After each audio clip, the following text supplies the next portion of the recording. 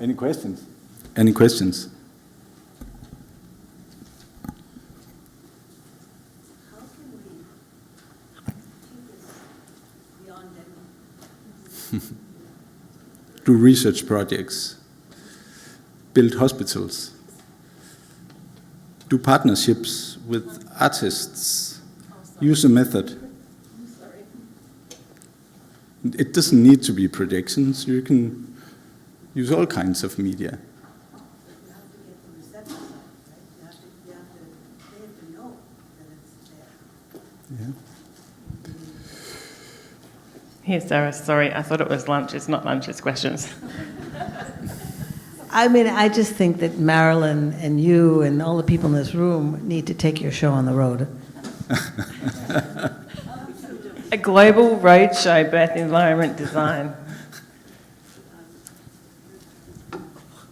There are a couple of hospitals in Australia who have adapted Esben's ideas and use projections, sometimes on one wall, not the entire unit like at Herning and places.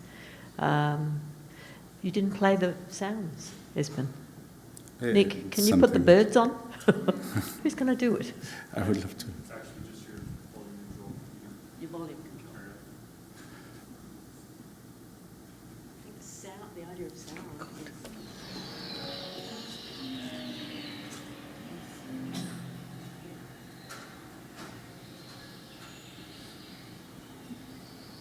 This is a very short clip from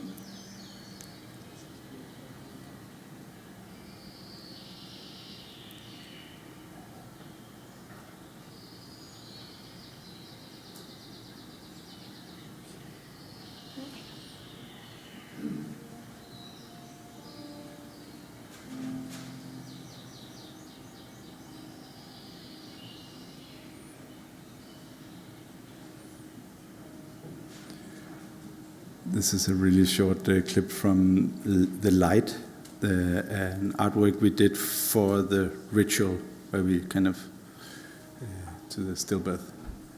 Yeah.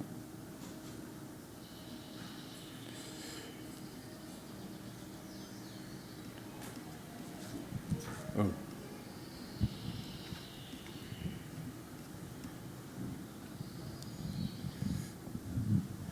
I just want to say that we also, when we went to do the case study,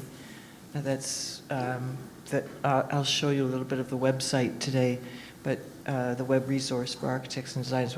We went to visit and we interviewed Esben and also Marie, who is the sound designer, composer, recorder, and it's a beautiful interview, and we don't have it yet pieced into the web resource, but we have collected so much stuff, and it's been so difficult to kind of start to put it all there. But there was a beautiful interview with her talking about sound and how important it was and is. And yeah, so there's such a richness. I think that, you know, just what you said, Saras, there's so much beauty in all of the conversations, all of the things that people know. And it's so remarkable to see so many people with different perspectives, and nobody can copy what Esben and his team did. It's too special. It isn't just some pictures on the wall. Even the way that they made the video repeat, it repeats in a special way, so you kind of can't tell it's repeating, or you can't feel that. It's not like, okay, it went to the end, it started over again, and did it again, and did it again, and it doesn't do that. It's way more special and sophisticated, right? Like artistically, it's inspired by John Cage and this music for airports, so where you don't want the couple to see the movie, but you want to have it as a background. So the cuts, they are extremely long and really difficult to edit because you fall asleep. But that's like, we have a lot of dogmas, like did a lot of wrongs. When you're doing projections on 12 meters, then if the camera is just tilting slightly, then you'll be seasick. Like, there's so many things that if there's too much wind in the leaves, it doesn't work. If there's too little wind in the leaves, then it's just a photo. So it's like, as you know, like a painting also needs to be painted. So it is and that's kind of also what I would really encourage, that there's room for artistic practice in these innovation projects. It's not just something we like invent and we can just download and a new one and a new one. No, we make the right one and we set the right team that we believe in. So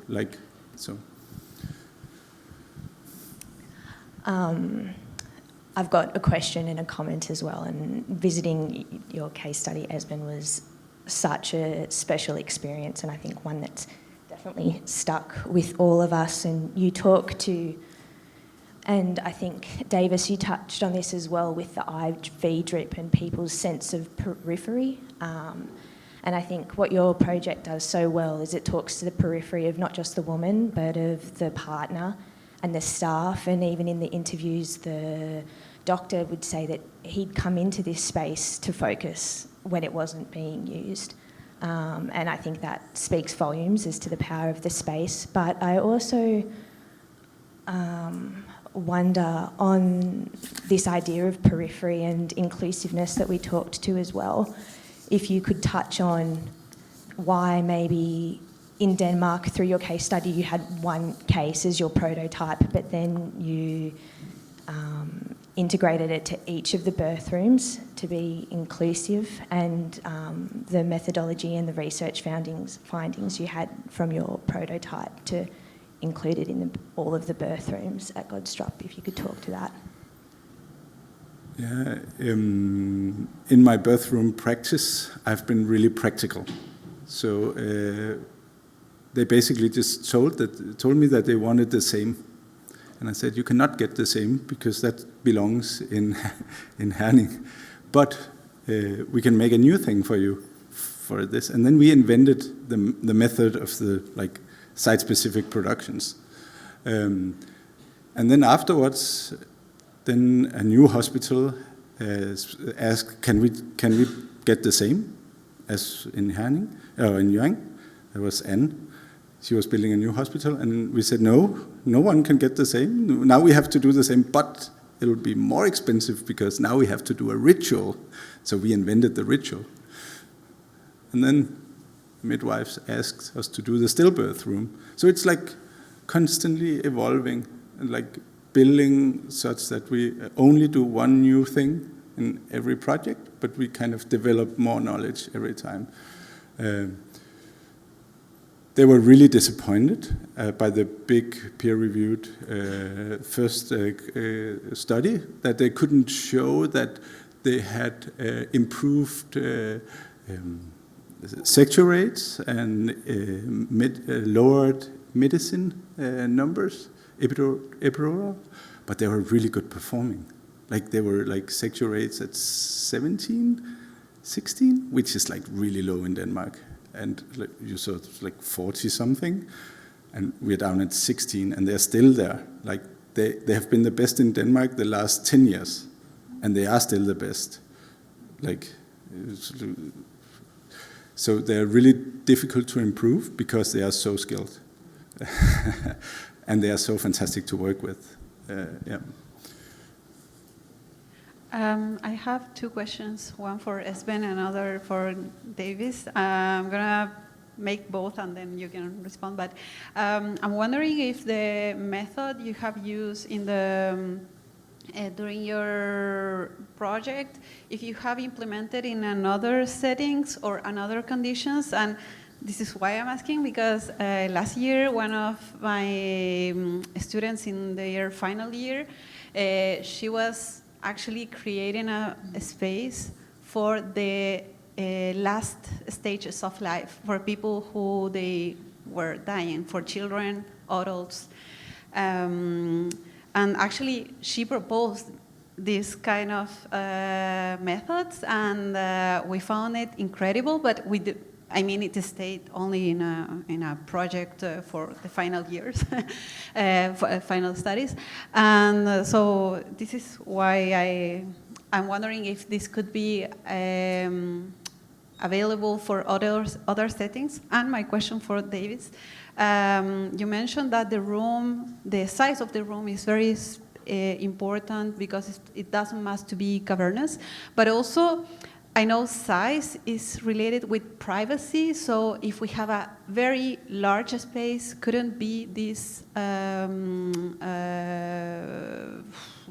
Could it disrupt the well-being of the mother and the midwives? So, yeah, one question for both.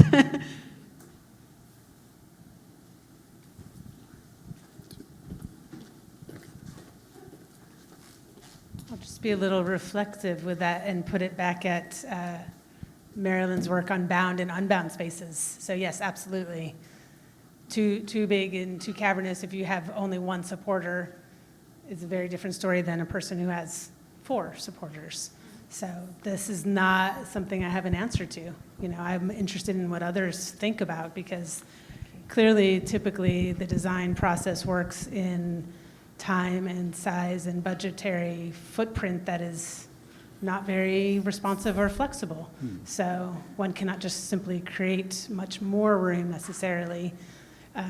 But the idea that, yes, there needs to be the opportunity for the supporter to be able to be present with a mobile birthing person if that's what they're wanting and needing, absolutely creating that balance. Yeah, I'm interested to hear what others think of that. Yeah, I also agree in the size. It's difficult to say something precise. The wards we have worked on is between 25 and 37 square meters. I don't know if you can use that. That's somewhat. I think you can use the medias as well to extend the experience of the space, so you can move the horizon and stuff. We did that in the stillbirth case to make it feel bigger. But yeah. Yeah, that's a great point, and it does remind me of looking at the guidelines for childbirth, for preschool settings. The guidelines tell the designer what to do, and they go to the minimum, and then it's never enough. So I think therein lays part of the problem of having the guidelines set it up so that you can make a much larger space perceived as smaller using environmental psychology. You can create spaces to perceive to be bigger through the visual system, but not necessarily through the materiality and physical movement of it. Last one. Yes, we're working with the ICU units at the moment. A quick comment. You can also use the technology that we use for conferences. So you can actually adjust the size of the room to the particular and still maintain your screens. Yeah, like expandable walls or something, yeah. Sarah? I'm just curious about what the reaction, I know you're in a setting where the system already has low C-section rates, so it must be that there's more interprofessional agreement about how to approach birth. But I'm wondering about nurses and doctors if they have anxiety about not being able to see the equipment they're used to using, and if you had any pushback and how you navigated that. That's a really good question, because it is radically different. And these rooms are operating theaters. So 14 people has to do the section in there. So yeah, in the beginning it was, we involved the surgeons in the design process, and the only thing they said was that you have to turn everything off, such that enough light and everything has to like disappear. That was one of the design premises. And they should be able to get all the like things out of the wall in a matter of seconds, because, as I said, it's a military operation when it has to be, and it has to be. So as such, we have a button they can push, and then everything is gone, and then you have like. But one thing is kind of interesting is that these environments form the cultures in the spaces. So at the moment when they do these sectors, they don't turn on the light. They actually have enough light, just with the surgeon lamp.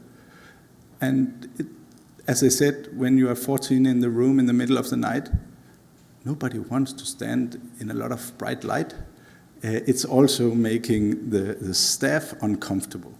they are already working on the edge of what they can do. So in a way, it also supports, surprisingly, the active treatment. And there's a lot of, they just finished a paper on work environments, actually. So there's radically improved work environment, and a sense of pride in working in these environments is something that the researchers has got out of it. Yeah. Hi. I actually want to speak to you about the kind of intersection of birthplace design and trauma-informed design. The firm that I'm with in New York, we actually did a survey last year, and we're still going through all the data, so it's not published or cleaned entirely yet, but some of our preliminary findings are actually addressing that percentage that you're showing. And what we're finding is it looks like it's almost 50% of people, coming out of our survey at least, are associating trauma with their experience of labor and birth. And so I think that the work that you're doing in that intersection is going to be increasingly important. And I just wonder if you have any thoughts about what does that, it's really what's on my mind right now when I'm thinking about, because I also design hospital, capital H, as Deb had said yesterday, at a big firm.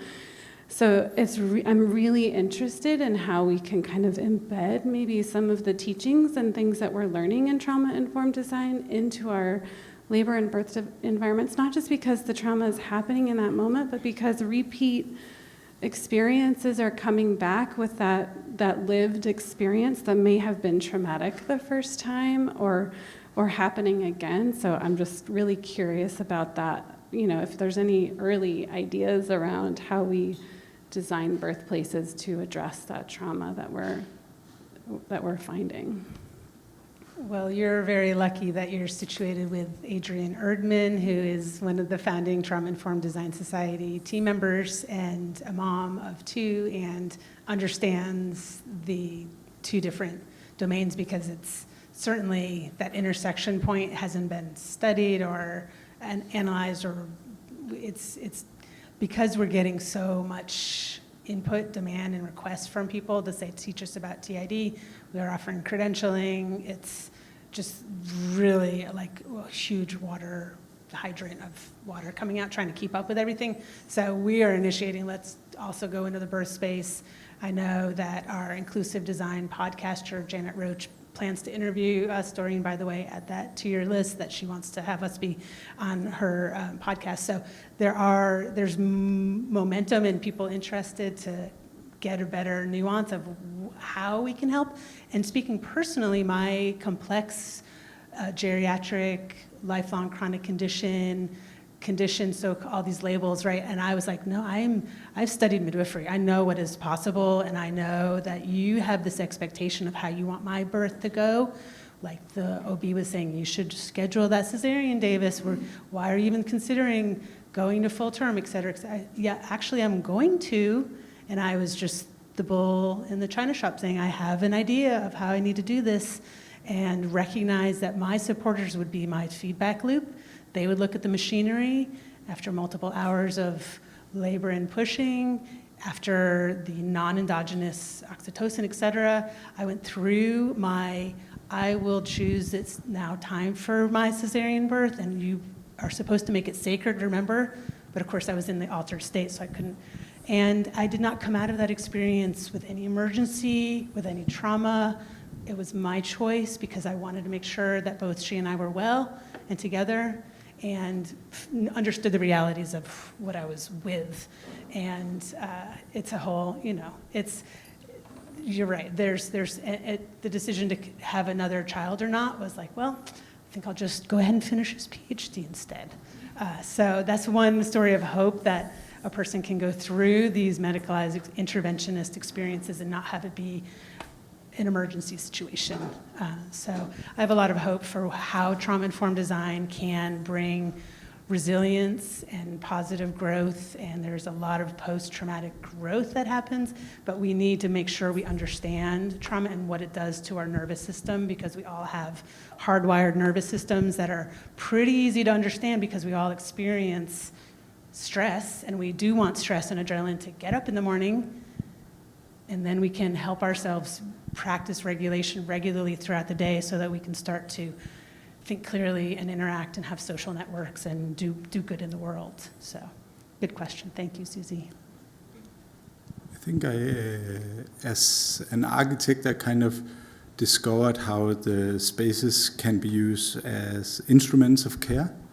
In some of our spaces, they use it for borderline elective sectors, one could say. That people with birth anxiety, they're invited to come to the ward before and then just hang out in one of the spaces, have a cup of coffee with the partner and as many times they want, and talk with the surgeon and the midwives, and they believe in them. And it actually shows that these borderline, like that have birth anxiety, the space itself can make them feel calm and believe in themselves, such that they will do a regular birth. So I think that is what architects can do, and what you can offer as a service. It is to make something that lifts you out of everyday life and then comfort you in the space somehow. But it's not what we see in many of the hospitals. We've got 3 lined up here. Sorry. I have a question for Esben. First of all, I would like to comment that it's very nice to hear and to see that your work has actually made a change in terms of like medical professionals' behavior and resistance to those ideas. I was just wondering, reflecting on that, when you first started designing, and that was like around 10 years ago, when you started laying out your ideas during the design process of this, of these birth units, did you face any resistance? Like, how was that process, design process like? Especially, I'm wondering, during the first initial stages, during the concept stages, how did the user experts meeting go, and the medical professionals react to those ideas? Were they very resistant? Did you have to do like extra convincing and meetings to do? I know that tends to be a bit like of a rough stage, especially to convince them. And another thing is that other than the like how design process during the concept stage was like, is during those past 10 years, if there were to be any post-occupancy evaluations, did you see any change of patterns or behaviors from the staff and the mothers that could possibly be an opportunity for guidelines, healthcare spaces guidelines, updates or changes? Oh, yeah, the first one, I was lucky to come into an extremely visionary team, health innovation team, who had just been through a talk with the people from the local zoo, elite soldiers, experts, from international experts, and they were having the concept of the snoozelhus already defined. So in a way, they were already in that process, but they needed just someone who could, like, they had it in them. I just had to enable it in a way. So I was really lucky that Olivia was there, and they were really lucky that they had someone who could build it and insisted on the quality. So in a way, it was just a lucky coincidence. And I think that in the beginning, there was a lot of technical issues as well. So that something about just building one unit in a department with 6 units is a problem, because like where is everything? How do we do things here? Like, and now we come in, then we are insecure if something happens, and we should be secure. Like, we are the expert. So the problem of building a pilot is always that then it's different. But if you do this type of transformation, you do it on the whole ward, such that they are all identical. It's really important. And then when the design process starts to roll, if you don't involve the midwives in the department in this process, then you will meet there's these hippies with sand on the floor, and it's like then you will meet resistance. But then you take them all out in a conference center, you put a lot of alcohol on them and a good meal, and then you show them what is it like, and we really want to do this for you, and the quality is high. And then they will respect it because they are really serious. And they feel that we are serious, such that there should be this mutual respect between healthcare professionals and artists. So that's really important, that we are meeting on a common ground. The last question was change of guidelines. In Denmark, it has changed the northern part of how they have the birth protocol. They have a political document, and it's written into that. In the national guideline, they have also written something like this, and there's been investments in this type of movement. Of course, when things begin to scale, it's a matter of money. So then it's also a matter of who can do it cheapest, and then they kind of lost. Then I'm not part of the solution anymore, because then they want to have either the loudspeaker or the birth top or you cannot take architecture and just, I only want the paint on the wall. So it's like, so then they have misunderstood it. So we have a lot of birth spaces today calling now and asking if we could redo what they did for 5 years ago. So, yeah. Thank you.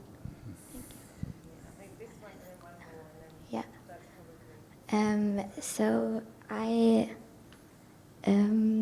do understand, Esben, that you probably try to relate to the study from Roger Ulrich, which is called The View Through a Window, which shows that when you see into nature, you need less medication, and the pain's not that hard.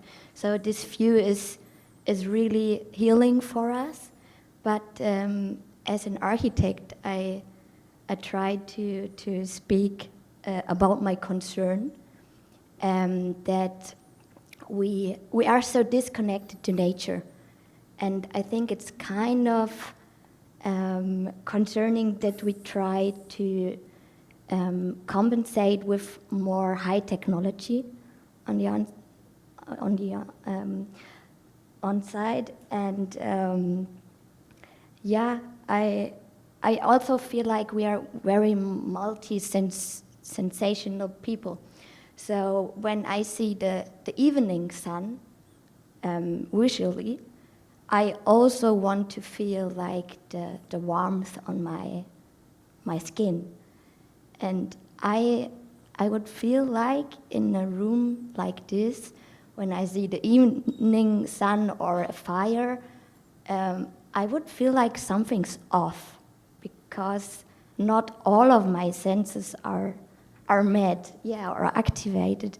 So on this side, that's my comment. And also, I love to sleep in nature, but I would never ever put my tent or my sleeping bag in the middle of nowhere, because nature spaces are also architecture, and I would search for a cave. So I was wondering if those surroundings with the forest, if they're actually calming, because I would love to have a cave, and maybe there is a neuroscientist in the audience who can explain if these visuals are actually calming or how is it responding? Yeah.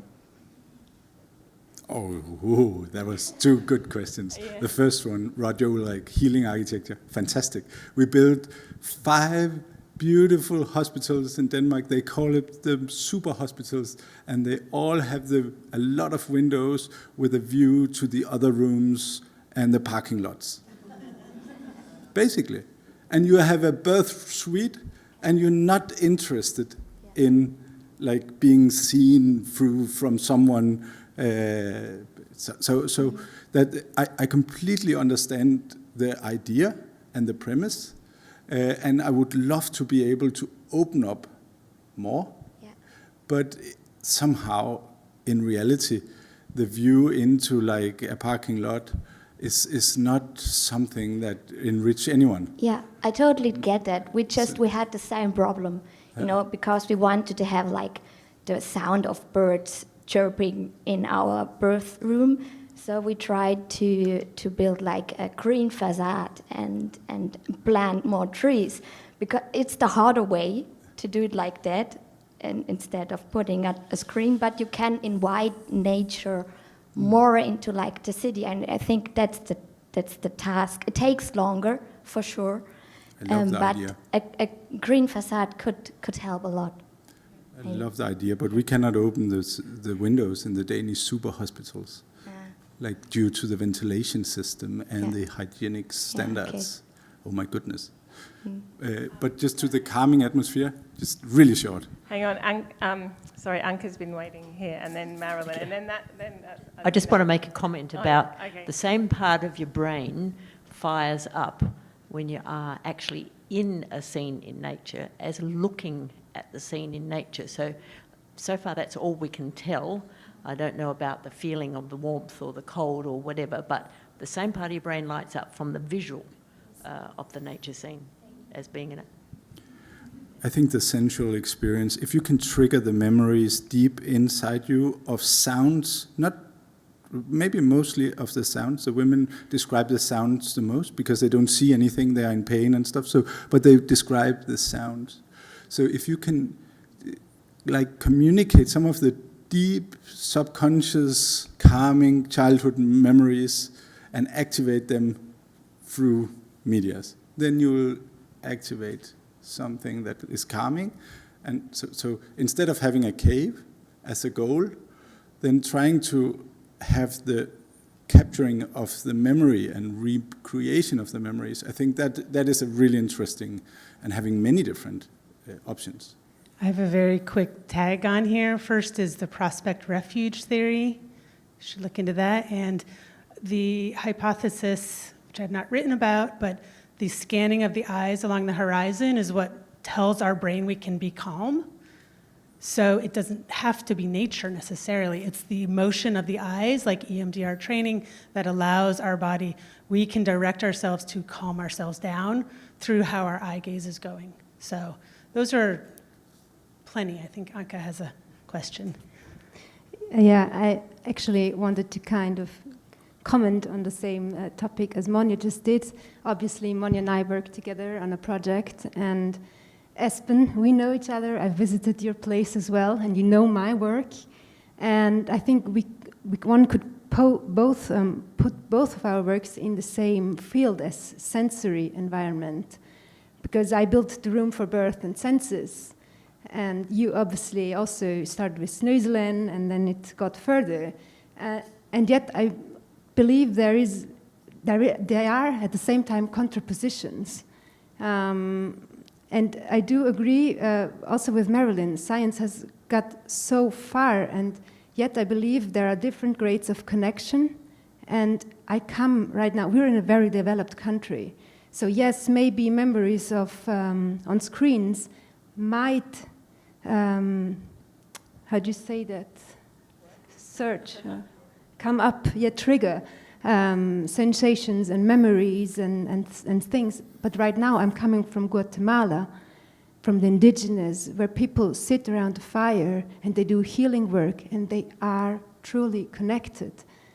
And I just wonder, and I ask myself, where are we going to, and is this decolonization what we are doing through it and with it?